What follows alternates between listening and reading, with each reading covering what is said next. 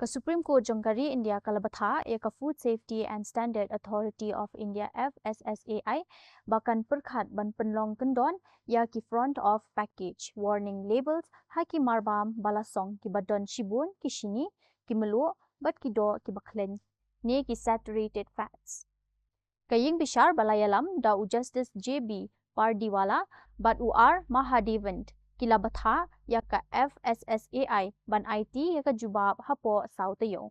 Kaying bishar kaloy bakum kani kakendon kalong kabadon kambha banyada yaki hok jong kinong shongshnong banyo ikakot kakya kamtam hakabayade bat ki jingkio jong ki jingpang ki bami nakarukom kum ka jingpang shini bat ka heart almonds ni jingpang donut. The Supreme Court has asked the Food Safety and Standards Authority of India to consider introducing front-of-pack warning labels on foods high in sugar, salt, and fat. The court noted that such labeling is a globally accepted practice and helps consumers make informed choices instantly. It observed that critical health information should be clearly visible on the front of food packages, rather than buried in fine print on the back. The FSSAI has been directed to examine the issue and submit a report within 4 weeks.